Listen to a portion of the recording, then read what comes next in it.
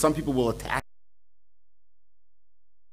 the Rabbanan of, and we'll see that a little bit more in the Haggadah, when we talk about Haggadah, the different values. It's on? Great, wonderful, thank you so much. Okay, so one of the best ways to explain matzah, I'm just reviewing for a moment for those there, is the fundamental question of what are we supposed to be feeling and experiencing on Seder night. Matzah on one hand is lechem oni, the bread of affliction, the bread of poverty, but it's also the bread of freedom.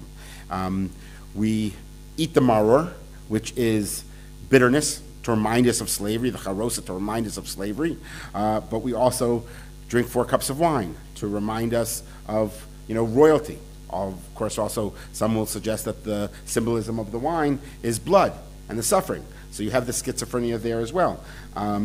What goes on with the reclining? We are free people. The dipping, we are kings. On the other hand, what do we dip in? Salt water, which is the dipping in a sense, of the tears. So again and again, you have, on one hand, we are supposed to feel redeemed. We're supposed to feel like royalty. We're supposed to feel free. On the other hand, we're supposed to feel like slaves and suffering and feel that struggle. So how are we supposed to really experience these two polar opposites? So the 3 suggestions that I'll offer today about what is the essence of matzah really about, all try to answer this question of these 2 different points of view. The first answer is something we actually explored previously when we spoke about the Karban Pesach and roasting it. If you remember, I said there are 2 seasons of trying to experience God. There's, in a sense, the season of explicit and obvious miracles. That's Sukkot. That's what we're experiencing now, today. The rain, that God is giving us blessing through Geshem, Gashmut. God is providing for us in a very obvious way. And there are very obvious miracles as well. And it's easy to see God when there are obvious miracles. It's harder to see God when the miracles are not so obvious. That's the miracles of the desert. That's the miracles. There is water in the desert. There is water in matzah, if we think of water as a symbol of blessing. But the water in the matzah is very minimal. And you have to make sure that there's no excess of that. The water that's in the desert is hidden, in small little oases, in underground wells. So there are miracles and there's blessings always from God. Sometimes they're obvious, sometimes they're hidden. And perhaps one answer we can suggest for this sort of dichotomy between suffering and freedom is that they're both manifestations of God, and in a sense, they're both blessings, but sometimes it's hard to see those blessings. We have a Mishnah that many people have seen before, I'm sure, about you are to bless God just as you bless God over something good, like a tovu metiv. In Brachot, it tells us you should also bless God over something that is tragic, such as someone passing away, the Baruch Dayan Emet. So the Mishnah tells us you bless in just the exact same way. The Gemara goes on and says, how can you bless in the exact same way? These are 2 different blessings. It's like saying you make the same blessing, just as you bless for having some food, chocolate shekel, you should also bless as you will make on the mitzvah of putting on tefillin. They're 2 separate things. How can you say that they're same way? So the answer that is suggested by the Gemara and then later by Rav Yosef Karo is, it's not that you make the same blessing, they're obviously 2 different words, but you should have the same sense of simcha, which of course then raises this additional question. How can you have simcha? We understand having simcha for tovu metiv.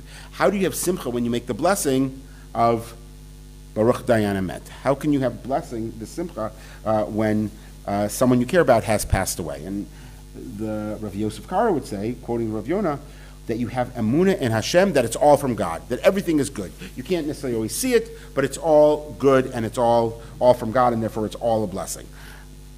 That's his answer. I think that's correct. I think that's the level of emunah that we should strive for. But obviously, anyone who's experienced the death of a loved one, it's not something that's, even if you intellectually understand everything is from God, it's not something that you can really feel in your kishkas, at least not right away. At least it takes time. Yeah. Even if the person was suffering, like my mother had cancer. Yes. Horrendous. Right. It's a very difficult thing to say. You have simcha, in making the bracha. However, very often over time, you can have, not necessarily simcha, but you can have a deeper understanding of what's taking place. In fact, the rituals we have with mourning try to teach us this. We start off, of course, with mourning, and in the Shiva, there's a great deal of, hopefully that won't go on for so long. Okay, good. There is, in the Shiva, there's a great deal of tears and crying and pain. And then Shloshim, you begin to sort of go out into the world. And then for a full year, you're in mourning. But every year on the yard site, it's not considered a day of mourning. It's considered a day of memory, that you transform mourning to memory. And by the way, that's the same thing that if you look at Tisha B'Av, right? The destruction of the Beit HaMikdash is mourning, but over time, it's developed into memory. And part of that memory is to inspire us to act certain ways. And so too with when you lose a loved one, there is something that good comes out of the memory often, is because you remember the good qualities of the individual, and hopefully you're then inspired to, in a sense, adopt some of those same good qualities in one's own life. So there is a good that emanates out from there. I hate to quote the Gemara and Woody Allen in the same sentence, but Woody Allen in one of his movies called Crimes and Misdemeanors, which actually sort of raises a lot of interesting questions about ethics and morals. I think it's probably one of his best movies. The hero is interestingly enough a rabbi, which he doesn't always do. And in that movie, there is a discussion about what is comedy. And he says, not Woody Allen, but in the voice of someone else, comedy is tragedy plus time. He says, on the night that Abraham Lincoln was assassinated, you couldn't tell jokes about Abraham Lincoln and John Wilkes Booth and his assassination. But 200 years later, you can begin to tell jokes. So again, I don't want to necessarily, lahavdil, I don't want to connect too much so, but certainly you can begin to see good over time. And indeed, that's perhaps one way of understanding the matzah. It's suffering, it's struggle, it's slavery. But of course, at one point in time, we begin to see it also as freedom. If you think about the actual ceremony at the Seder night, we break the matzah, and one half of the matzah, we talk about our struggles and our suffering, and what do we do with the other matzah? We save it for the afikomen, which is also called what in Hebrew? What do you call the dessert sometimes? Tzafon, right? Which is also hidden. In other words, the blessing of that other matzah. It's the same matzah. One is about suffering, and one is about freedom. One is about struggle, and one is about liberation. That same matzah, but has two sides to it, and one is hidden. You don't always see the blessing right away, but at the end of the night, after you go through the entire experience, then retroactively, you can begin to understand what took place. So retroactively, it's no longer hidden. Retroactively, you can understand it in that way. Which leads me to the second possible understanding of what matzah might all be about. This is based upon an insight of Rav Yoel ben Nun. And what he does is he tries to find every place where matzah and chametz appear in the Torah, appear as some type of mitzvah. And of course, we have it very obviously so with regards to Pesach. We also have it very obviously so, I mentioned this last week, with regards to Shavuot, right? At Shavuot, you have the mitzvah then of having chametz as part of your karbanot. But there are many other places where matzah and chametz, or matzah or chametz, is presented as part of a mitzvah. Usually they have to do with karbanot. What are the different karbanot that exist? So there's the mincha, for example. So the mincha offering, so regular offering, that's only matzah. There is no chametz allowed. As we spoke about last week, actually, you can't have chametz and you can't have honey, right? When honey, we said, is the sweetness of the fruit, you cannot have that with your regular mincha offering. Where else are there examples where we have that? We have the Kohen, when he is inaugurated. The general Kohanim, as well as the Kohen Gadol, there was a special carbon that was brought. That also had to be only matzah, no chametz. We have the case of the Nazir. The Nazir is also, he would bring matzah right? Different types of matzah, sometimes soaked in oil, sometimes not. He would also bring. The Nazir is another sacrifice. We have the Thanksgiving offering.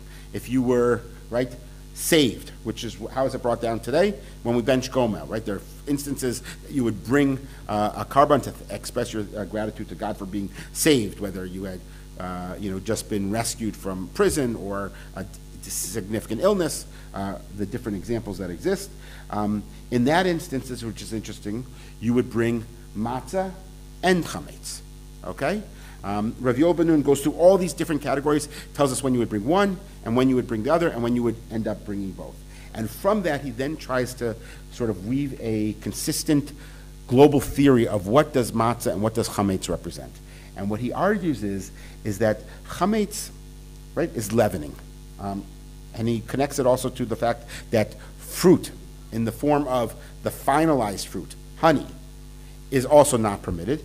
And he says that both of these items, leavening and honey, represent, in the farmer's eye, the dream of all his work, right? When he begins to, plant the seeds, what is he hoping for? What is he dreaming for? What will be a success? What will be a sign of completion?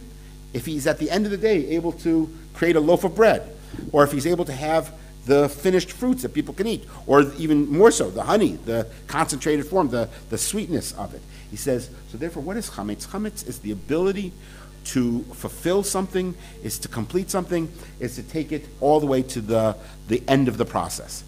So therefore, what is then matzah? Matzah is when a process is interrupted. It's a stage, a point along the process, and it's incomplete. And you weren't successful, and you weren't able to go to the full fruition. So he says that helps explain why matzah or chametz or both are brought for different carbonot. Matzah is brought for your regular mincha offering, because mincha offering is, in a sense, the precursor of tefillah. And what do you need for tefillah? You need a broken heart. You can't come to God and say, in truth, God, everything that I have is thanks to my own hard work, that I have everything I need, that I don't need anything else, but I'm now going to pray to you. You have to come to God, right, as Rabbi Nachman would say, as a broken person, right? You're incomplete. I need you. I have to have yearnings. I need your assistance. I need your protection. So therefore you need matzah, which is sort of the in-between stage, the failure to complete something, the recognition of not being fulfilled. When you are a Kohen, when you are inaugurated as a Kohen Gadol, that's a lifetime, right? It's like the Supreme Court in the U.S. It's a lifetime appointment. It's not that you do it for a few years and then you're able to, retire and you have a big celebratory party and they give you a gold watch and you're now done and you can sort of look back at all the work that you've done. The opposite. You have to be constantly working to improve the well-being of the entire Jewish people. And so therefore, again, it's matzah, not chametz, because you are incomplete. You always have more work to do. It's the same idea with the Nazir. The Nazir, you think he has 30 days where he refrains from certain items, and then he brings his carbon. So you would think now he's done, but that's not the case. The whole reason why he refrains for those 30 days is so that he's now at a higher level, so now that he can contribute at a higher level to what he was doing previously. So that's also matzah. So how would you explain then Thanksgiving? So when you bring the Thanksgiving offering, it's a combination of matzah as well as the chametz. So how do you explain that? So here you could explain it by suggesting that before you are redeemed, right, before you've been brought out of jail, there is a lot of suffering. There is a lot of struggle. And part of the way you're able to appreciate the redemption at the end is because you went through the struggle first, right? It's the perception of knowing, that this, I now feel free, partly because I understand what not being free is all about. And so therefore, you bring both the matzah and the chametz together. That would help to explain, of course, why on Shavuot we bring the chametz, as I sort of alluded to last week, that Shavuot is part of the full redemptive process, right? It's on Pesach, you eat matzah because you're not fully redeemed, if you think about it. The Egyptians were still chasing us. We still hadn't gotten out of Egypt. We still had a lot of challenges to go. And then, of course, you had the entire traveling of the desert. And so, therefore, you eat matzah as that sign of that incompleteness. But by Shavuot, you get the Torah and you get the promise of Eretz Yisrael. You now have a sense of completion. And so that's what he suggests the meaning of matzah and chametz are. And it also helps to explain a few other things, because the lack of power to be able to accomplish something, there's something bitter about that. There's a certain amount of not only lack of satisfaction, but pain. And that's what matzah represents on a certain level. But very often it's that suffering that not only helps you to appreciate the freedom that comes down the road, which is what I would suggest in the Thanksgiving offering, but very often it's the struggle and the suffering that actually allows you to be successful and achieve freedom at the end. I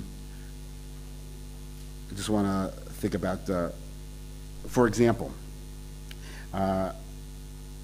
Carol Dweck has written a book called Mindset. And in this book on mindset, she points out that children who, in a sense, struggle and overcome are far more successful than children who have it easy, very often naturally successful academics, but never struggle with something. And they have a whole series of battery of tests. For example, they'll ask kids to do puzzles, and where there's no right answers. There's no way of getting the right answer at all. And they'll tell the kids, at the end of that, they will tell one kid, first of all, they gave them, let me start over. They would give them puzzles where there are right answers, and they both are successful. They're easy puzzles. And then they'll give this puzzle that has no right answer. And to half the group, after they complete the easy puzzle, they'll say, wow, you worked really, really hard. That was a difficult thing. I'm very impressed with how hard you worked. And then they'll tell the other group of kids, wow, you must be really smart. You did that very successfully, very quickly. Then they give both groups the puzzle that has no solution whatsoever. Those who are told that they work really, really hard continue to work on that puzzle for many, many more minutes, whereas the person who's told, wow, you must be really, really smart, they gave up almost immediately. Dvarim actually makes a similar point, where it questions, it says the person who is wealthy and who hands have never done hard work, whose feet have never touched the dirty ground, are spoiled. And the commentaries say that spoiling is not just how we think of spoiled, but also like when food spoils, which also is relevant, of course, to matzah and chametz, and for that matter, fruit, right? When you bring finished fruits, they're wonderful when they're fresh, but fruit eventually decays. Chametz eventually decays. You have a nice fresh loaf of bread, but the next week or the next 2 weeks, eventually it goes bad, unless, of course, you put a tremendous amount of preservatives within it. I just remember, for example, there's a movie called Super Size Me, which speaks about McDonald's and how much preservatives they must put in everything. And they have at the end, I watched it with my children, they have at the end the fries, the McDonald's fries that someone just buys off the streets and puts them here on the table, and fries that they buy at a local store, and they put them both on the table. And after a week, the fries that are from the local store have begun to decay because they're just potatoes with oil. The McDonald's are still in perfect condition. And they show in the movie 2 weeks later, a month later, 6 months later, a year later, the McDonald's fries still look 100% perfect, beautiful, which I thought the message of the movie was, wow, you should definitely try to avoid McDonald's fries. They must have so much preservatives in it. My children all said, as soon as we finished watching the movie, can we go out to McDonald's and get some of those fries? They look delicious, But we see this with matzah also, right? I don't know if any of you have. My wife always keeps a box of matzah in the house, and it's almost always from Pesach. And it's just as good, or just as bad, depending upon whether or not you like matzah. It tastes the exact same 300 days after Pesach or the first day you buy it. Of course, that's not with chametz. Chametz goes bad. The fruit goes bad. That's the idea of the spoiling. And so therefore, what I'm trying to suggest is that the focus on the completion, on the chametz, on the fruit, those things very often spoil quickly. Whereas the person who has had the bitterness of matzah, if you want the bitterness of maror, who has gone through the struggle of what matzah represents, that person very often is the only one who ultimately does achieve the freedom. So the answer to the question of what are we supposed to be experiencing when we look at this matzah, is it the matzah of slavery, is the matzah of freedom? Very often you need to first look at it as the matzah of slavery, and if you're able to do that, that's what guarantees. Like, that's the type of Jew that God needs to make it into, right, Eretz Yisrael.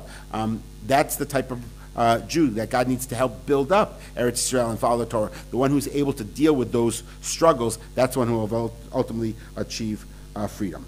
And so that's the second answer. That's Rav Yoel ben Nun's answer on comparing all the different times where it appears. The third answer is the answer of the Maharal, which is going to get us a little bit to these sources, but not immediately.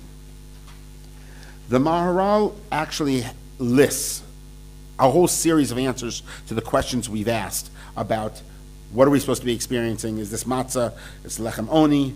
Is it the bread of poverty, the poor man's bread, or is it the bread of freedom? So the Maharal gives many, many different answers. The one that I want to focus on is as follows. He, first of all, says, how do most people understand lechem oni, the bread of poverty or poor man's bread? He says that was the bread, right, that the Egyptians gave to the Jews while in Egypt, right? The Rambam says something basically on that. No, not yet. This is going to be at the very end, and we'll look at that in just a moment. So the Maharal says the Rambam understands it's the poor man's bread. It's literally the very simple bread. They didn't have anything else to add into it. It just, right, water and flour, that's it. The Maharal says, I'm not so sure that that's what it means, because after all, who says that that's the bread that the Jews ate in Egypt? If that's the bread that the poor man, meaning the slave, ate in Egypt, first of all, why are they then eating it as they're leaving Egypt? It should be a sign of the opposite. But in addition to that, he says, the Torah tells us they eat fish and they ate cucumbers, as much as they wanted. So why, it doesn't sound like they were deprived in terms of the foods that they ate. And so he says, bread of poverty has to be understood as something different. And he then makes the following suggestion. He says, the bread of poverty is that the bread itself is poor. Not that you give it to poor people. What is a poor bread? He says, you don't add anything to it at all. It's just water. It's just flour. There's no sugar. There's no oil. Not just that there's no chametz. There's nothing else to add to it at all. And he says, that's the bread of poverty. But bread of poverty is not necessarily a negative thing.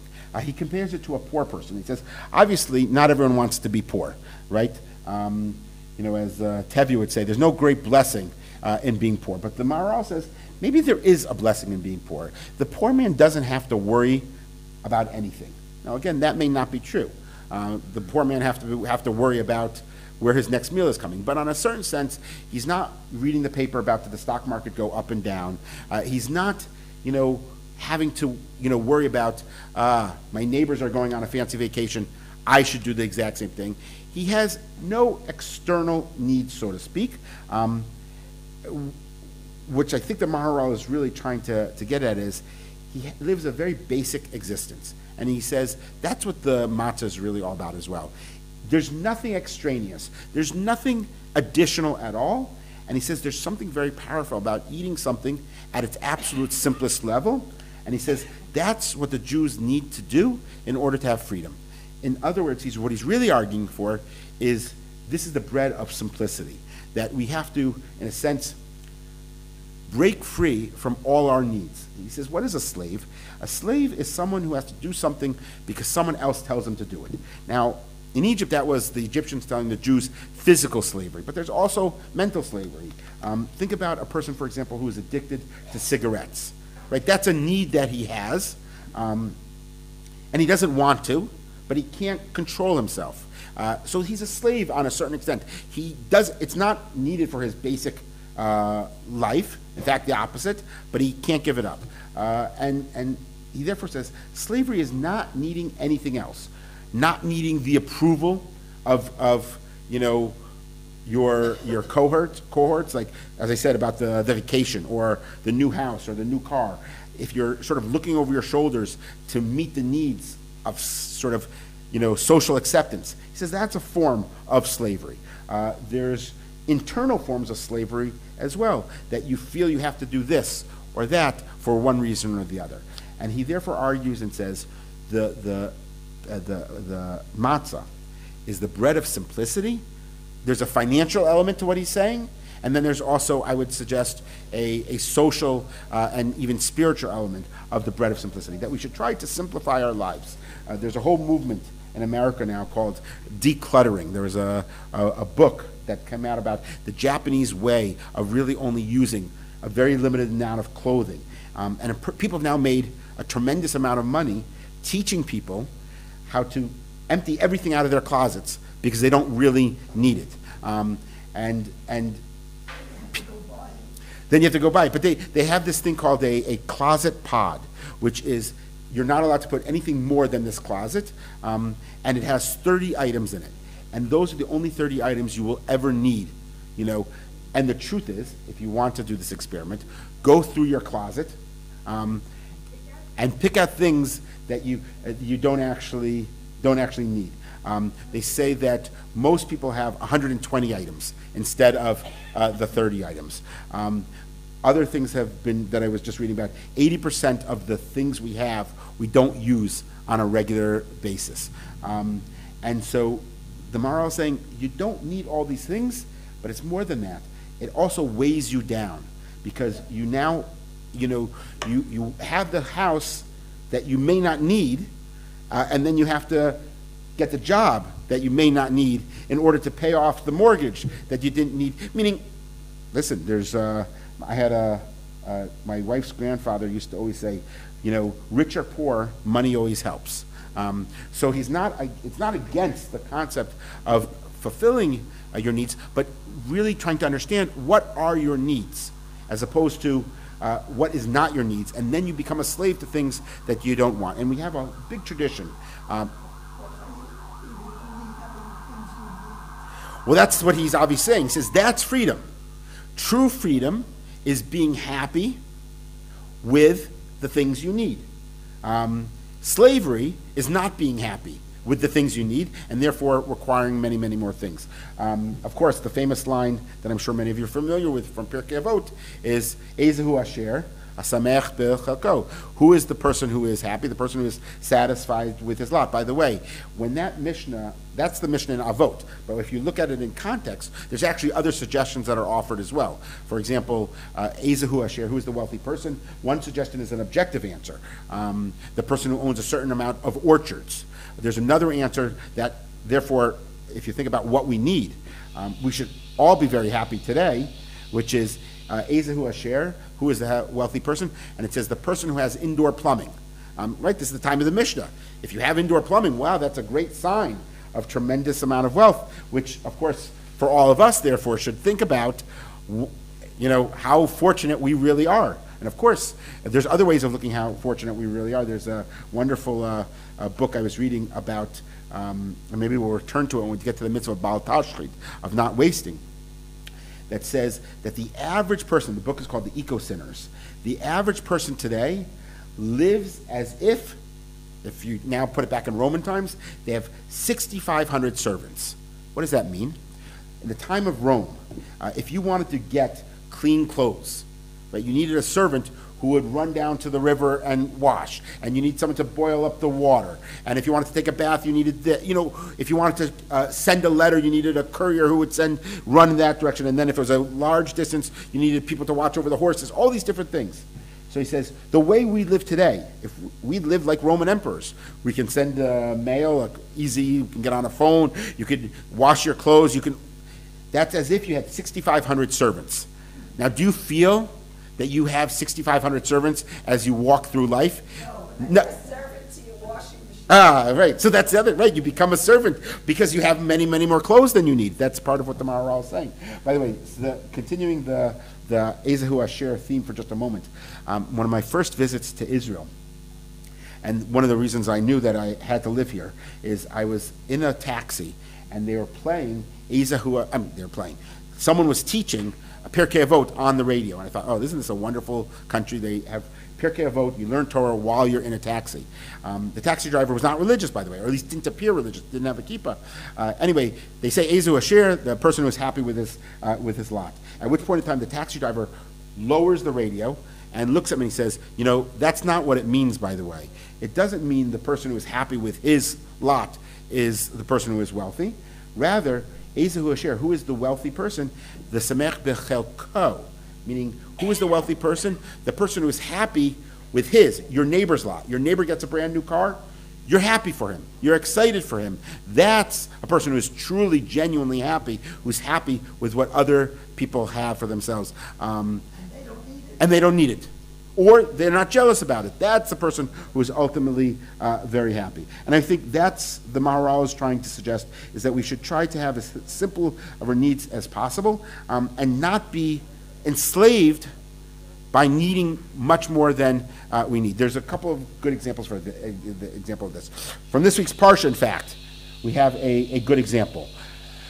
Yaakov, when he's leaving, he makes a tefillah and an oath to God. What is his tefillah to God? He says that I pray that I can return. And of course, what does he ask of God? He says that if you will provide me with clothes to wear and bread to eat. That's all he asks for. So many commentaries say, well, he's asking for, some, for example, suggest the bread to eat is actually Torah. Others point out that this is just sort of an expression. Basically, you're going to make sure that I'm able to live and stay alive and everything like that. The Kli Yakar says no.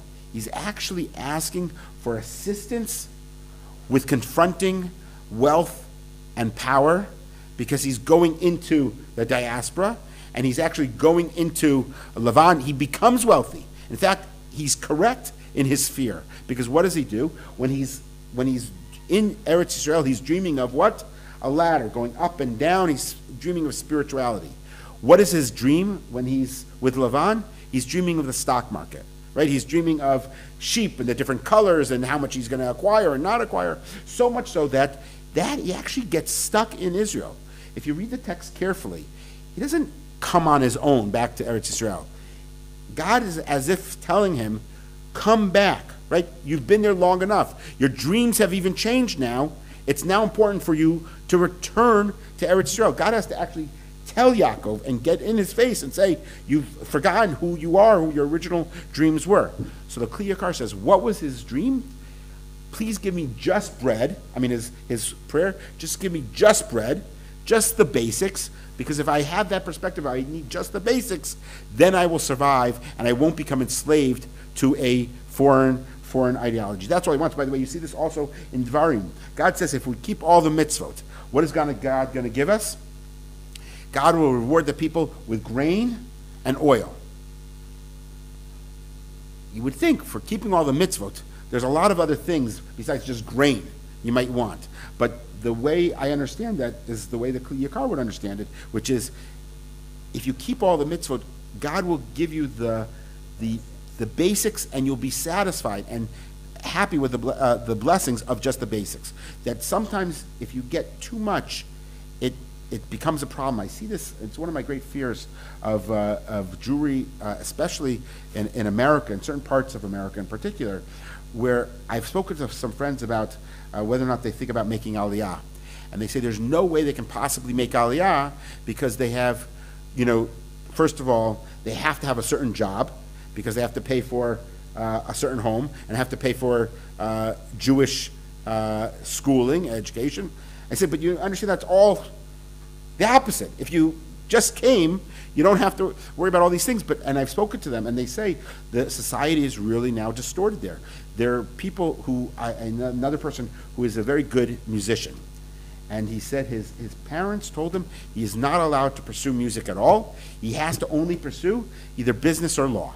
Why? He says, well, if you want to live Jewishly, right now, think about it. They're using religion as the source. If you want to live an Orthodox lifestyle, this is the cost of Orthodoxy in America, or at least in the New York area. The cost is Jewish day school, camps, kashrut, synagogue, homes in a certain neighborhood. And that cost, you cannot be a musician in those costs. And so therefore, you're not allowed to be artistic, or you're not allowed to pursue what your real dreams are, because for religious reasons. But of course it's not religious reasons, because you have Jewish artists in the state of Israel. You have people who are pursuing different fields of what are interesting to them, because you don't have the same thing that is holding you down. There's a number of stories that are very tragic to read about, actually, in with regards to 9/11, when the Twin Towers were destroyed. And there are stories of people who made it out onto the stairwell and running down when they realized they forgot something that they thought was incredibly valuable.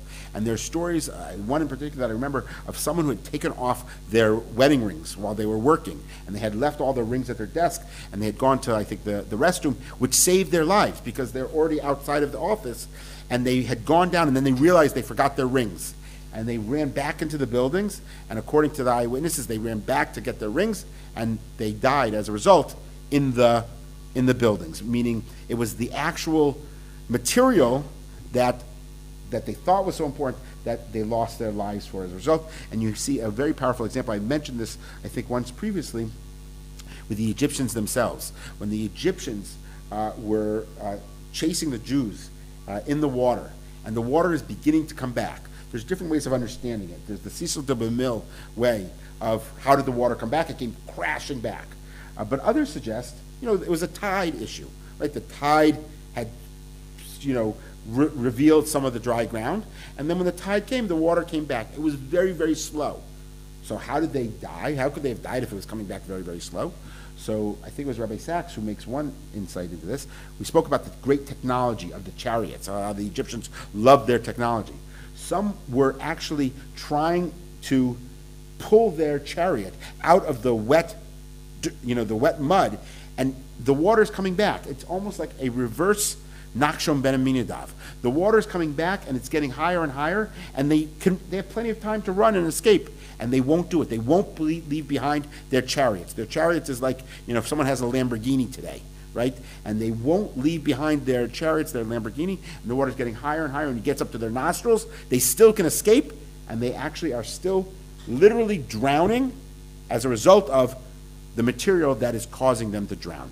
And so the Maharal is arguing against all of those different ideas, that what freedom is to be able to free yourself from these worries and from these things that pull us down. If we return to Pirkei Avot for a moment, there is a well-known case, of course, where where Pirkei Avot says that the more flesh, right, the more worms. Meaning the more one eats and extravagant and everything, the more worms when they pass away. The more things you acquire, the more troubles. Right, you get more troubles as a result of the more we have. The Gemara goes on and says, as soon as someone acquires 100, what's the first thing they want? 200. If the first thing you acquire, the first thing you get when you get 100 is satisfaction, then there's not a problem. But if it simply whets your appetite for more and that you can never be satisfied, so then there's a great danger, and that itself is a form of slavery. Less is more. Less is more. Of course, there is a value when it comes to money, right? I think the best explanation I've ever seen is from Rabbi Israel Salant. He says that you should view someone else's material needs as your spiritual need. Right? In order to help someone else to help a poor person, that's a spiritual act on your behalf. Even if providing for your own material needs is a material need that is not as significant, and you have to keep always in the perspective that our money, of course, can be incredibly holy. The question is, how do you use it? A good example is, for example, a car. If you always used to walk, and now you get a car, which allows you to expand your horizon, right? You now can travel to further places, that's a positive. If, however, now that you have a car, you've stopped walking altogether, even those places that you can get to very easily, so now the car, in a sense, is weighing you down. It's taken away, to a certain extent, from your freedom, which you had previously. And so it's the same thing with wealth in general.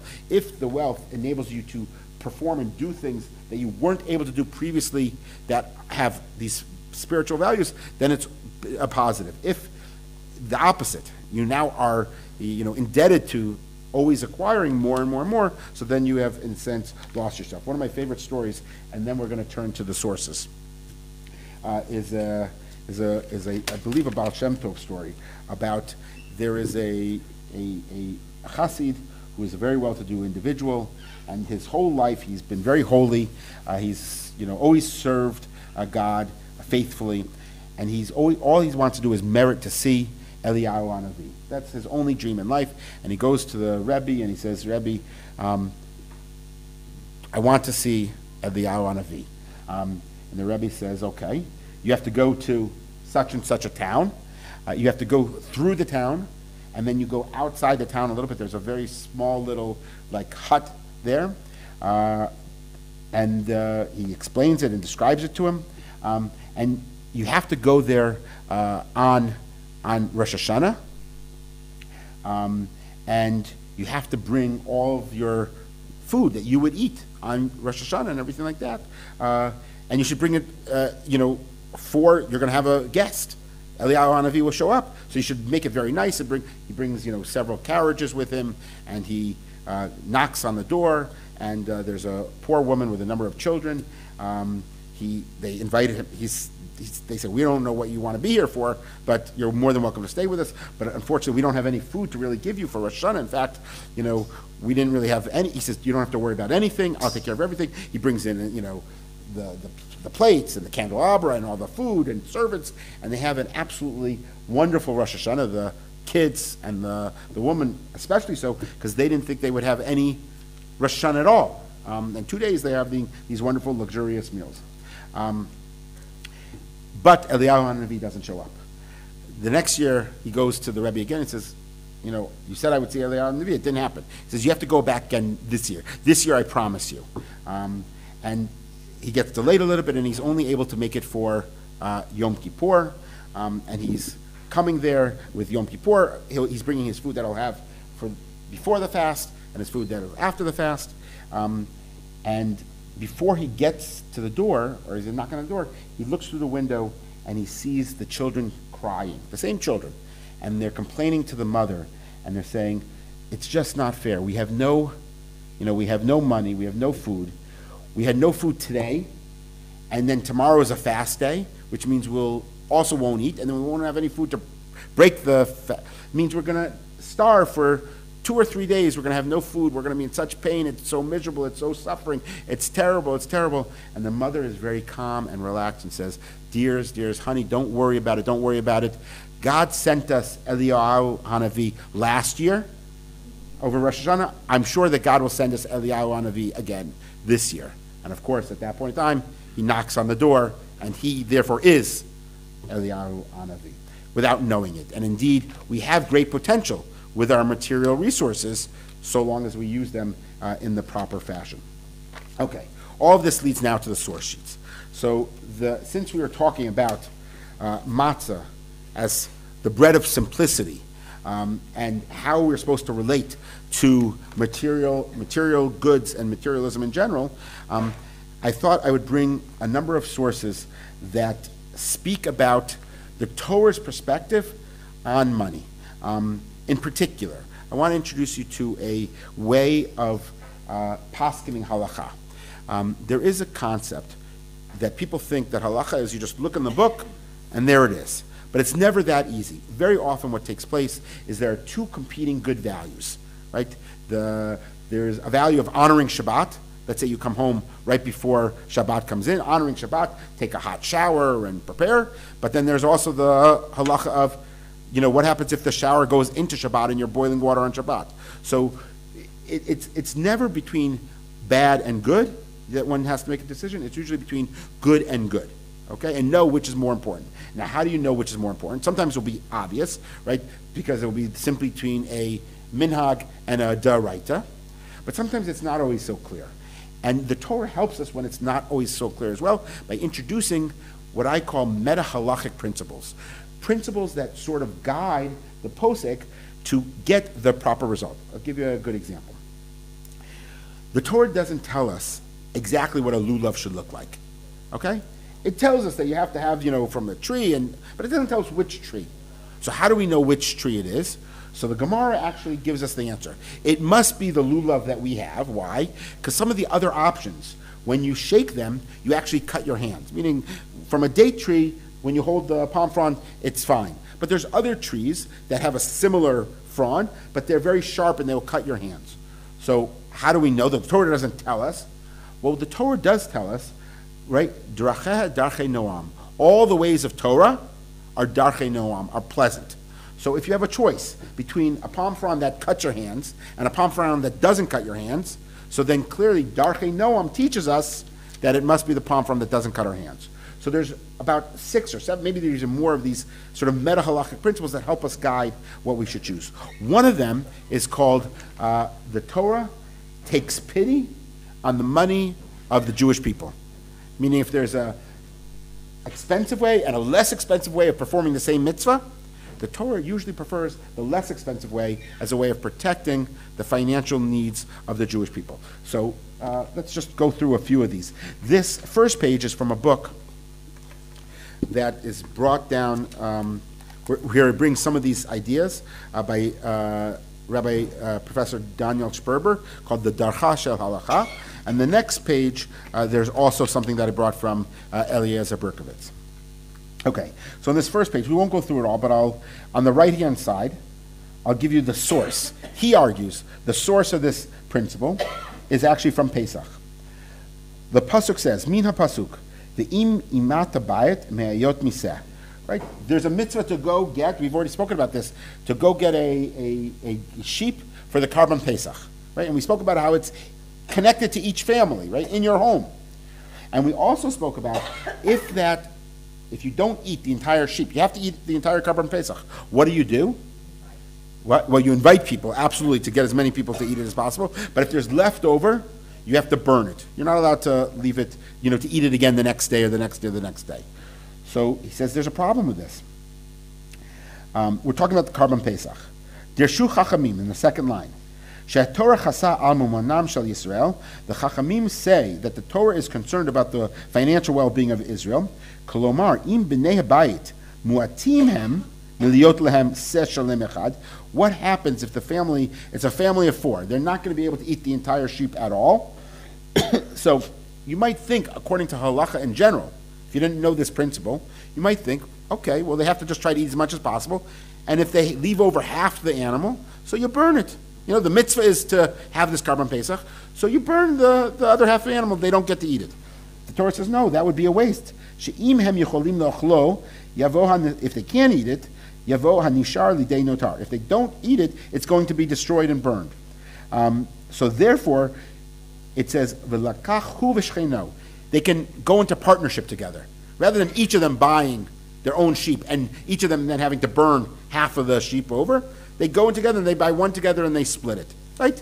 This is like splitting. It's the source of that. There's a value in that. You don't have to each go and order your own meal at a restaurant and then waste it. It's better that you go and you end up sharing it. He says that's the source of this idea. Eliezer Berkovitz, the Chachamim speak about this concept of the Torah takes pity on your money. Daniel Sperber thinks that's the source of it. Eliezer Berkovitz gives a different source of it. He says the Torah speaks about when you come to Eretz Yisrael, if you have a nega, right? If you have a plague in your house, right? The Kohen is supposed to come and supposed to declare whether or not it's really right tzarat or not. And if it is, everything in the house becomes tameh. Now, it's not such a big deal. You take your items and you bring them to the mikvah, and they're now fine, you can go. The halacha is, however, when the Kohen comes, before he goes in and declares something tameh or not tameh, you take everything out of the house. Now, why do you have to take everything out of the house? Why not let him, he's a spiritual doctor. He should go and he should operate right away. The rabbis say, no, wait a second to get everything out of the house. So if he declares everything tameh, those items are actually outside of the house at the moment of declaration, and they're not considered tameh.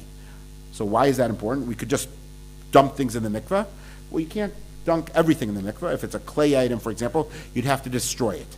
So therefore, the rabbis say, you take everything out, so you save all those clay items in the case that it may be declared tameh. Again, it's an odd thing to think. Objectively, if it's tameh, let's get rid of it. It's destroyed. The rabbis say no, because the Torah says no. The Kohen goes in, but you first take everything out so you don't lose those items. And this theme repeats itself many, many different times. The next source below, under the line, it talks about when people were buried.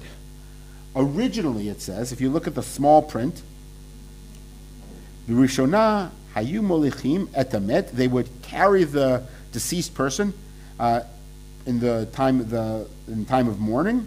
The ashirim, the wealthy people, would have these boxes of silver and gold, and the poor people would be embarrassed, right? Because there's a big ceremony for the wealthy people when someone was being buried, but they couldn't afford the gold and the silver. So therefore, therefore, the rabbis made a takana that you can only do it. How do we do it today?